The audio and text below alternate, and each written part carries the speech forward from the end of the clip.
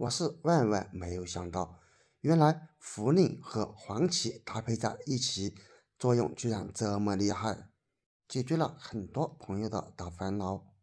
做法簡單，省錢又實用。但是好多人不知道這種搭配方法，那麼快跟着來看一看。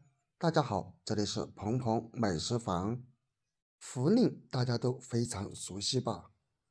它是多孔菌科真菌茯苓的乾燥菌核，往往寄生在松树根部，是傳統的中藥材和食療材料。它含有茯苓多糖、三萜類化合物、蛋白質、脂肪、酸鹼以及多種微量元素組成，就是這些成分賦予了茯苓的藥用價值。我們可以看見，其實茯苓它特別的堅硬，所以我們在使用之前，給它放入碗中，表面有很多的白沫，所以我們可以加入水，先給它泡一泡。不僅可以把茯苓泡軟，同時也能清除表面的白沫，大約泡5到8分鐘左右時間即可。而黃芪大家就更加熟悉了，有很多人喜歡用它來泡水，因為黃芪又被稱之為補氣之王。它的主要成分包括多糖類、皂苷類、黃酮類、氨基酸以及微量元素等等。當然，一天的量控制在9到15克左右。而且我們也可以看見，黃芪它是根茎植物，也是特別的堅硬哦。同樣，把黃芪洗一洗，洗黃芪我們要使用涼水，因為水溫過高可能導致黃芪當中的營養成分流失掉一部分，並且清洗黃芪是非常的簡單，只需要在涼水中給它洗上30秒鐘左右即可，因為這裡只要洗掉表面的灰塵就行了。不知道平時你用黃芪的時候有沒有清洗過呢？把黃芪洗好之後撈出備用。個人建議再搭配上一些山楂乾，因為山楂乾它也是藥食同源的食材，並且山楂乾它口感酸酸甜甜，非常的不錯。平時也有很多人喜歡用它來泡水、泡茶等等。用之前山楂乾洗一洗，先加水把山楂乾淋濕。洗山楂乾就要相对多加一步，因為我們可以看見山楂乾表面凹凸不平，有很多褶皱，因此灰塵直接用水洗是難以洗出來的。所以這裡我們可以加入一勺麵粉，最後用你發財的手來抓洗。通過這種方法，就能把山楂表面的灰塵給洗得乾乾淨淨了。因為麵粉它吸附作用是非常的強哦。當然，山楂乾也建議不要用太多，否則煮出來口感會偏酸。可以看見抓洗一小會兒過後，水中也已經變得渾濁，那麼這時候就差不多了，把山楂乾撈出來。接下來我們再用水把山楂乾沖一沖就可以了。洗好之後備用。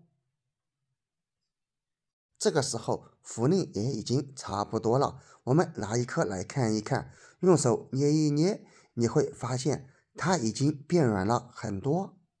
那麼這時候就可以了，把茯苓撈出來。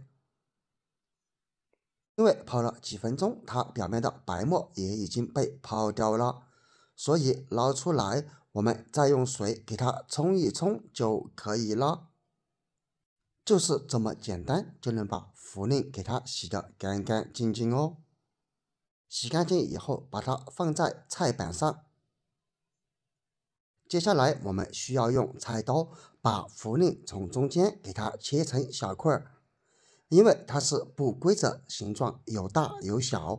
如果塊頭較大的，是不能把當中的營養成分徹底煮出來，所以我們需要給它切一切。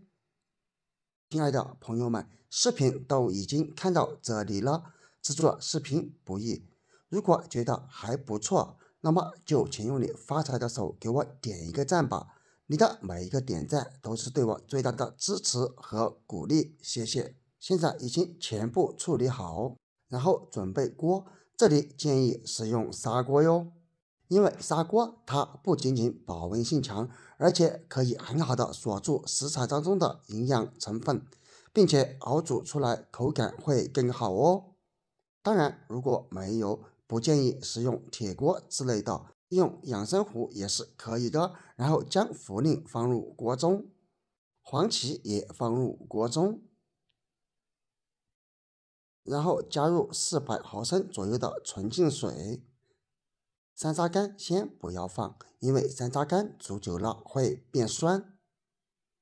這裡我們再蓋上鍋蓋，先用大火把鍋裡面燒開，然後再轉中小火給它煮20分鐘左右，這樣才能徹底釋放成分。時間到了之後開鍋，這時候你就會聞到茯苓和黃芪的味道了。